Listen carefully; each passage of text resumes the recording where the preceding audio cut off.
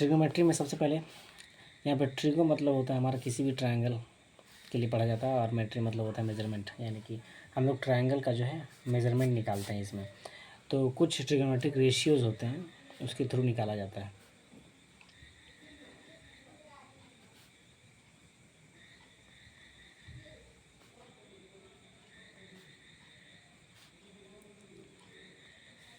तो सबसे पहला आता है इसमें साइन, ये भी जानना इंपॉर्टेंट होता है। सबसे पहला होता है साइन, ठीक है। फिर होता है कोसाइन, ये एमसीक्यू में आता है एग्जाम में। फिर होता है टेंजेंट, ये ट्रिग्नोमेट्रिक रेशियोज़ हैं, टेंजेंट। फिर होता है हमारा कोसेकेंट, फिर होता है सेकेंट,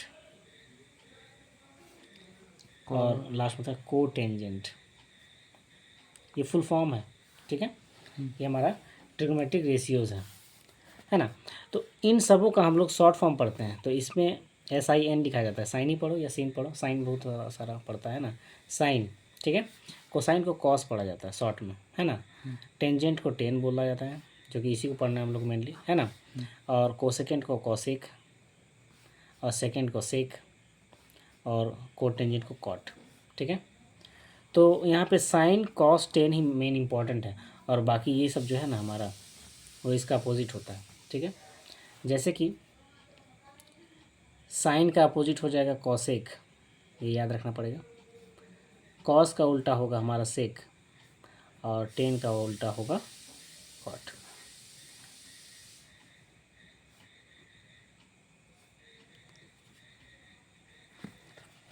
ठीक है।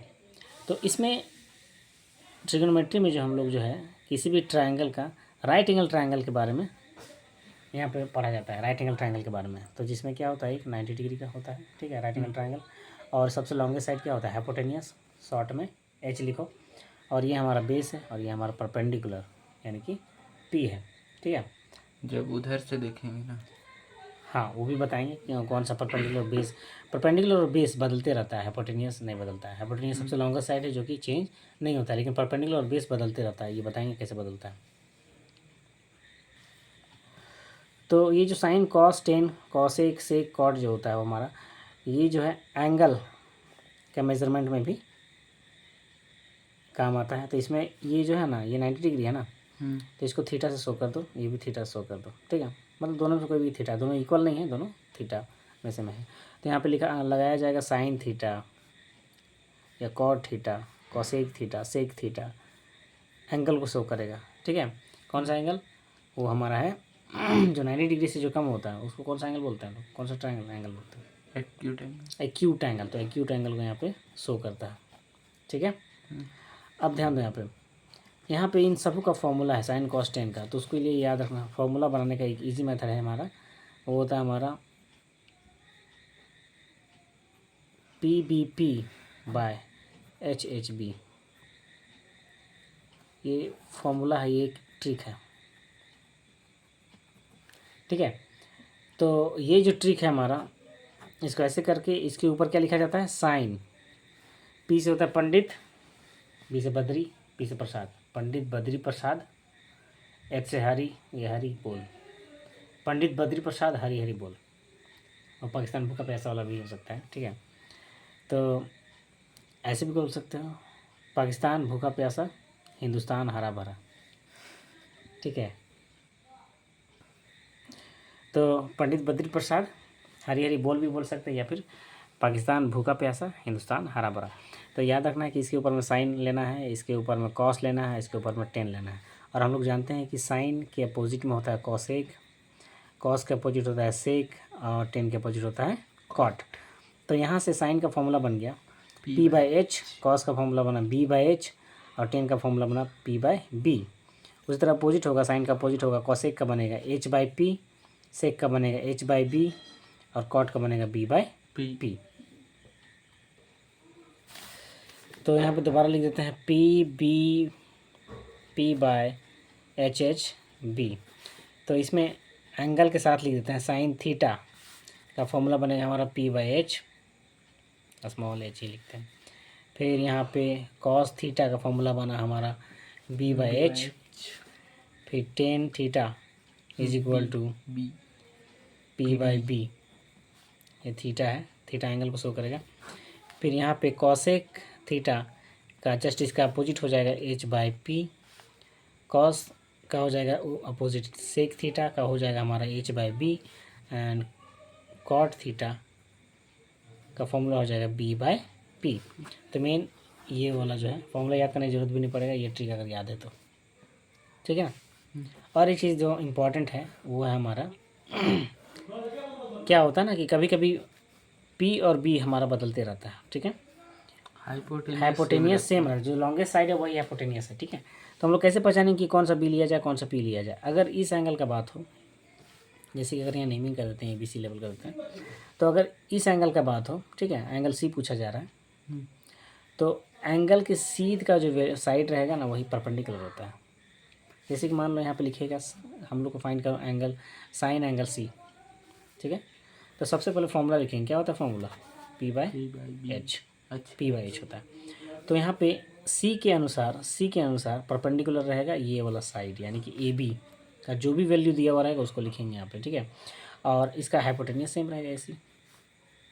लेकिन यहाँ पे अगर एंगल बदल दिया, एक्यूट एंगल ही देगा हमेशा, ठीक है, राइट एंगल नहीं देता है। तो अगर एंगल यहाँ पे A का बात हो, तो फॉर्मूला तो P बाई H याद ही रखना है। तो एंगल A के अनुसार उसका जो सीध का साइड होगा वो हो जाएगा P। एक दूसरा बना देते हैं, जो बच जाएगा वो 20। हाँ, यहाँ हमेशा लॉन्ग साइड को H लेना है, ठीक है। तो अगर एंगल A का बात होगा तो A के सीध का जो साइड रहेगा ना वही होगा हमारा P, तो बेस लेंगे इसको, ठीक है। तो BC का जो भी वैल्यू दिया हुआ रहेगा वो हमारा P रहेगा और H हमारा AC है, ठीक है। अगर PQR ट्रायंगल लिया जाए तो लॉन्गेस्ट साइड तो H हुआ। अगर इसमें कॉस लिया जाए, साइन को छोड़ के कॉस एंगल R लिया जाए, तो कॉस का फॉर्मूला हम लोग जानते हैं B बाई H होता है, ठीक है। तो R के अनुसार बेस कौन रहेगा, तो हम लोग जानते हैं, हाँ, तो R के अनुसार हम लोग जानते हैं कि यहाँ पे जैसे इसका वैल्यू मान लेते हैं, मान लो ये 3 है, ये 4 है, 3 सेंटीमीटर 4 सेंटीमीटर, ठीक है। इसको भी 3 सेंटीमीटर मान लेते हैं, इसको 4 सेंटीमीटर मान लो कि वैल्यू दिया हुआ उसका। तो कॉस का फॉर्मूला क्या होता है B बाई H होता है, लेकिन यहाँ पे एंगल कौन सा है R ना, तो इसके सीध वाला तो P होता है ना, परपेंडिकुलर होता है। तो बेस कौन रहेगा, ये नीचे वाला, हम लोग को तो बेस चाहिए ना। तो ये 3 वैल्यू लेंगे बेस के प्लेस पे, और हाइपोटेनियस जो भी वैल्यू रहेगा हमारा वहाँ पे 5 मान लेते हैं, तो 5 रहेगा हाइपोटेनियस और बेस रहेगा 3, क्योंकि सीध वाला तो हमारा परपेंडिकुलर होता है ना, इसीलिए। अगर मान लो एंगल कॉस एंगल P का बात कर रहा हो, कॉस एंगल P, तो फॉर्मूला क्या होता है base by hypotenuse B by H होता है, ठीक है। आधार बाय कर्म बोलते हैं हिंदी में। तो यहाँ पे इसके अनुसार ये तो परपेंडिकुलर रहेगा ना, तो इसका बेस चाहिए हम लोग को, तो बेस का वैल्यू कितना होगा 4, और हाइपोटेनियस होगा हमारा 5। अच्छा 5 लिए, हाइपोटेनियस 5 होगा। तो उसी तरह साइड जो है वो कभी बेस और परपेंडिकुलर बदलता रहता है एंगल के अनुसार। अगर एंगल इस एंगल का बात कर रहा है तो ये हो गया हमारा परपेंडिकुलर और ये होगा बेस। अगर इस एंगल का बात कर रहा है तो इसका जो है सीध वाला जो साइड होगा वो होगा परपेंडिकुलर और ये होगा बेस, हाइपोटेनियस सेम रहता है। एक और इम्पॉर्टेंट जो है वो समझना है, हम लोग इसको 8 और 9 में ही पढ़े थे। ये हाइपोटेनियस है, ये मान लेते हैं हम लोग परपेंडिकुलर, ये बेस मान लेते हैं। तो इसमें हाइपोटेनियस के लिए जो है पाइथागोरस थ्योरम का यूज़ करके निकालेंगे। हाइपोटेनियस परपेंडिकुलर या बेस निकालना हो तो पाइथागोरस थ्योरम। तो पाइथागोरस थ्योरम ये होता है कि H स्क्वायर जो होता है, यानी कि जो लॉन्गेस्ट साइड है हाइपोटेनियस का स्क्वायर जो होता है वो perpendicular square plus base square के इक्वल रहता है। इसी से सारा निकालेंगे। अगर हाई परपेंडिकुलर निकालना हो या फिर हाइपोटेनियस निकालना हो लॉन्गेस्ट साइड, तो स्क्वायर जो होता है रूट बन जाता है, तो फॉर्मूला बना P square plus B square.